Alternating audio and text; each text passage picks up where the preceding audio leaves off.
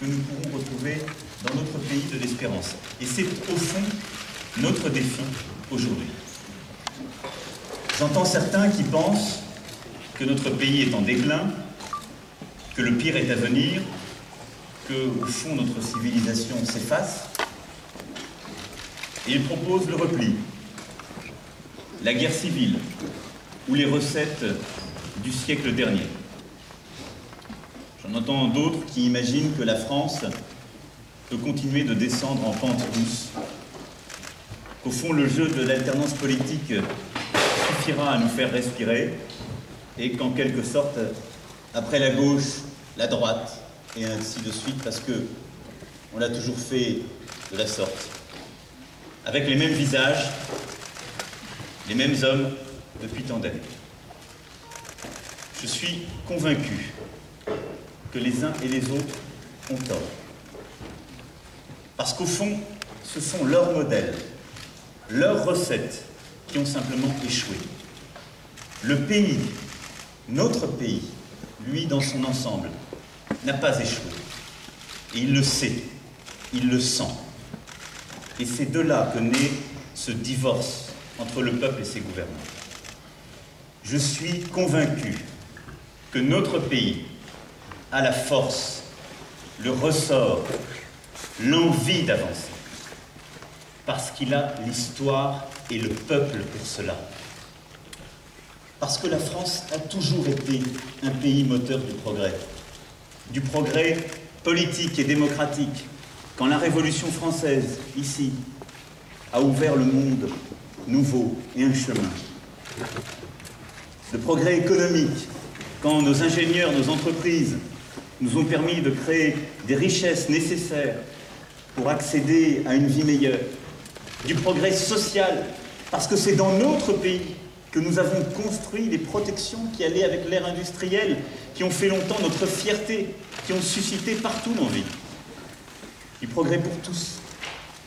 Quand nos gouvernants, nos pays, ont eu la force, après 3 guerres, de construire avec l'Allemagne et d'autres partenaires européens cette Union européenne qui nous tient.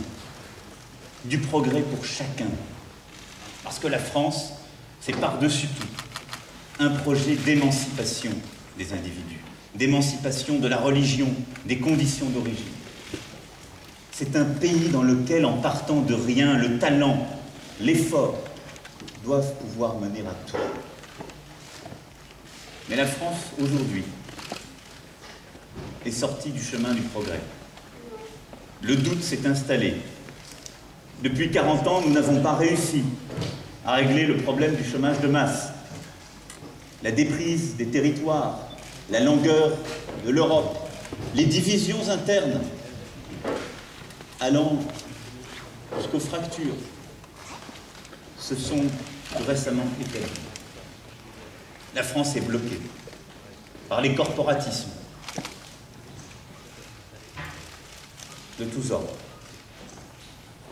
et, au fond, n'est plus à la hauteur de sa promesse. En même temps, nous sommes rentrés dans une ère nouvelle. La mondialisation, le numérique, le changement climatique, les inégalités croissantes de notre mondialisation, les conflits géopolitiques, le terrorisme, la crise démocratique des sociétés occidentales, le doute qui s'installe au cœur de nos sociétés, ce sont les symptômes d'un monde en plein bouleversement. Cette grande transformation que nous sommes en train de vivre, nous ne pouvons y répondre avec les mêmes hommes et les mêmes idées, parce qu'elle vient encore décupler nos doutes et nos faiblesses. Nous ne pouvons proposer simplement de réparer ou d'ajuster notre modèle. Cette grande transformation, elle a des aspects tragiques. Et nous devons être conscients de la gravité de l'histoire et des moments que nous vivons. Mais elle a en même temps des opportunités, des promesses que nous devons saisir. Nous ne pouvons pas demander sans cesse aux Français de faire des efforts sans fin. Nous devons regarder ensemble la vérité en face, débattre de ces grandes transformations à l'œuvre et dire où nous voulons aller. Dans quelle direction? Par quel chemin? Parce que le temps sera long qui nous y conduira. Parce que tout cela ne se fera pas en un jour. Les Français sont conscients des nouvelles exigences de notre temps. Bien souvent, ils ne sont plus que leurs gouvernants. Ils sont moins conformistes, moins attachés à ces idées toutes faites. Ils n'assurent rien d'autre que le confort intellectuel de la vie politique. Face à ces défis, notre système politique est bloqué. Lorsque je dis cela, je n'accuse personne. Je ne parle pas des élus. Nombreux sont au contraire ceux qui, par leur dévouement, s'engagent pour le pays. Mais les appareils politiques, les logiques politiciennes, paralysent aujourd'hui notre capacité d'aller de l'avant. J'ai vu de l'intérieur la vacuité de notre système politique, qui empêche les majorités d'idées au motif qu'elles fragilisent les appareils, les partis traditionnels, les intérêts acquis, qui ne poursuit plus, au fond, l'intérêt général, mais son propre intérêt, qui a transformé la vie des Français en simple décor de son propre théâtre d'ombre. J'ai pu mesurer, ces derniers mois, ce qu'il en coûte de refuser les règles obsolètes et claniques d'un système politique qui est devenu le principal obstacle à la transformation de notre pays. Je sais ce que c'est. Je sais aussi que je continuerai à l'éprouver. Cela ne fait que renforcer ma détermination. Parce que ce système, je le refuse. Face à cela, je sais l'énergie du peuple français. Elle peut nous conduire à donner le meilleur de nous-mêmes. C'est cette énergie qui est aujourd'hui le quotidien des milliers d'associations qui font dans l'ombre le travail de tenir notre société ensemble. C'est cette même énergie qui donne leur force à tous ceux qui innovent, travaillent, produisent chaque jour. Si nous voulons avancer, faire réussir notre pays et construire une prospérité nouvelle, il nous faut agir. La solution, elle est en nous. Elle ne dépend pas d'une liste de propositions qui seront oubliées le jour d'après, qui changeront même parfois durant le temps de l'élection et qui sont au fond là pour ne pas être appliquées.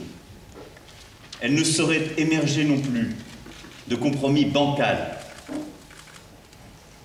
Elle se fera grâce à des solutions différentes, grâce à une révolution démocratique profonde.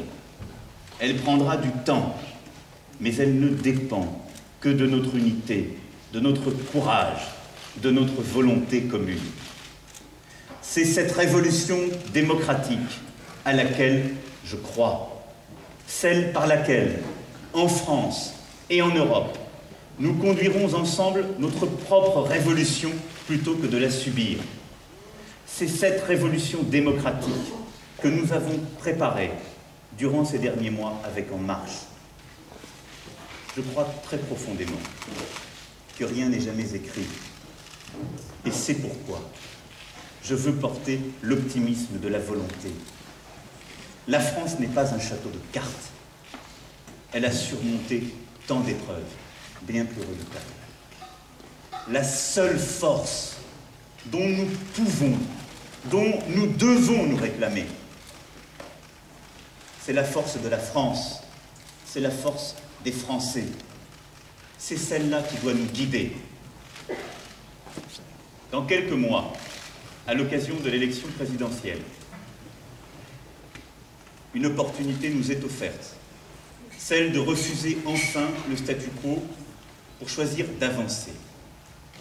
Parce que ce combat que nous devons livrer pour faire réussir notre pays, il commencera en mai 2017. Pour le mener, la responsabilité du président de la République est immense. J'en suis pleinement conscient. Un président n'est pas simplement investi d'une action. Il porte aussi, de manière moins visible, les valeurs de notre pays, la continuité de son histoire, et de manière cachée, la vigueur et la dignité d'une vie publique. Je sais cela. J'y suis prêt. C'est pourquoi je suis candidat à la présidence de la République. Parce que je crois, plus que tout, que nous pouvons réussir, que la France peut réussir. Bien sûr, on ne se réveille pas un matin avec cette révélation. La décision de me présenter aux plus hautes charges de la République est le fruit d'une conviction intime et profonde, d'un sens de l'histoire et d'une conscience aiguë des temps qui sont les nôtres. J'ai fait le chemin de la province à Paris, du monde de l'entreprise à la vie publique, puis à la vie politique. Les responsabilités qui ont été les miennes m'ont fait pleinement mesurer les défis de notre temps. Et toutes ces vies m'ont conduit à cet instant. Je veux faire entrer la France dans le XXIe siècle.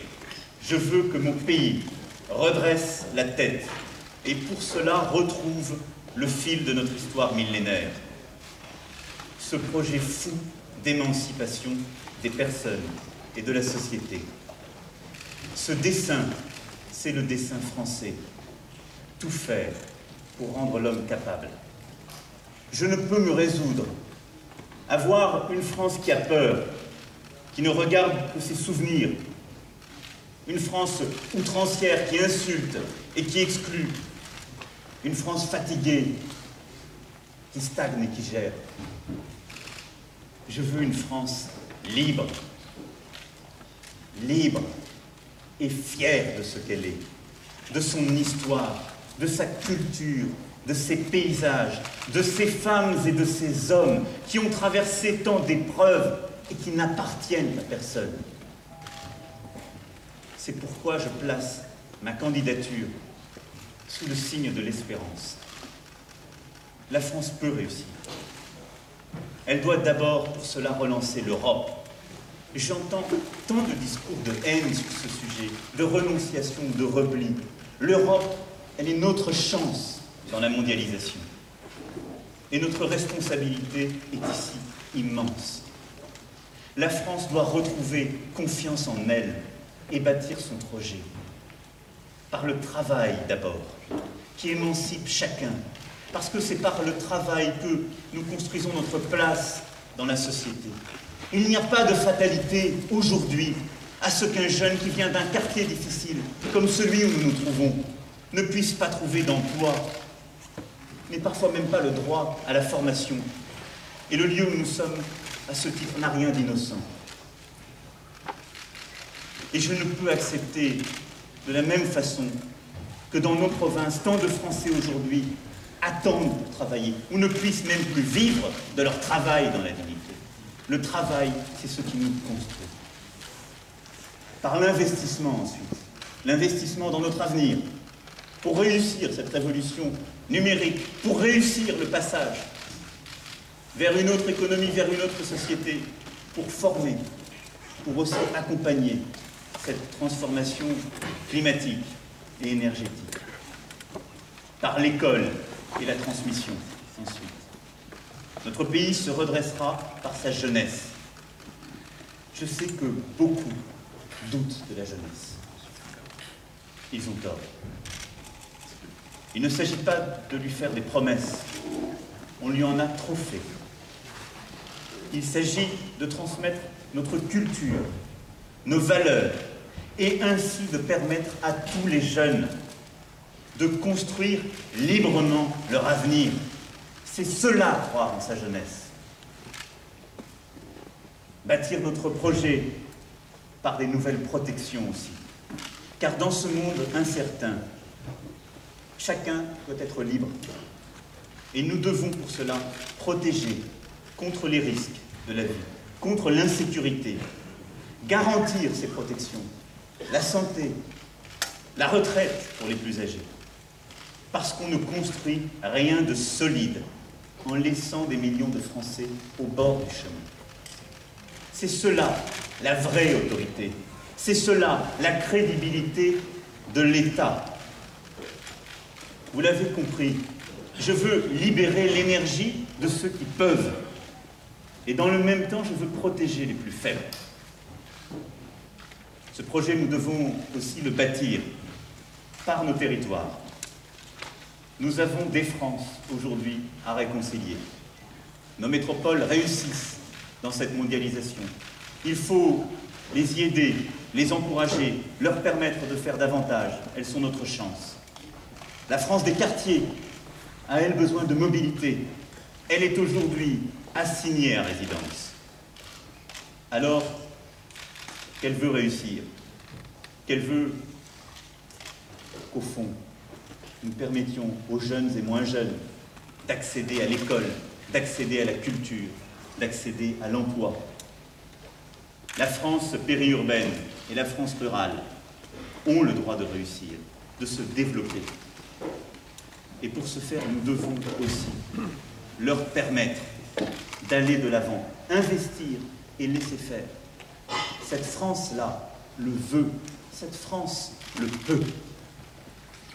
Je veux une France qui croit en sa chance, qui risque, qui espère, qui n'admet jamais la rente indue ou le cynisme repu. Je veux une France entreprenante, où chacun choisit sa vie, où chacun peut vivre de son travail. Et une France qui considère les plus faibles. J'ai pour cela une confiance indéfectible dans les Français. L'enjeu n'est pas pour moi aujourd'hui de rassembler la gauche. Il n'est pas pour moi aujourd'hui de rassembler la droite. L'enjeu est de rassembler les Français.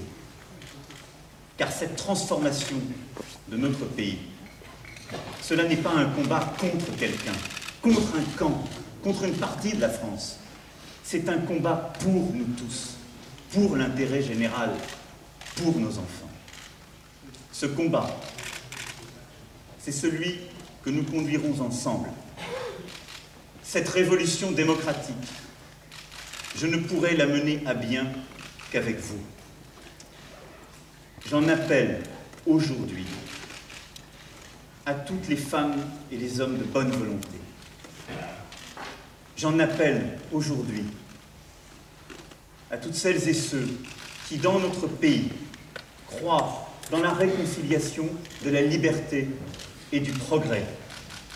J'en appelle aujourd'hui à toutes celles et ceux qui ne veulent pas simplement guetter dans la pénombre une lueur d'espérance, mais qui veulent l'incarner. Car c'est notre vocation profonde. Et je n'en sais de plus belle. Vive la République et vive la France.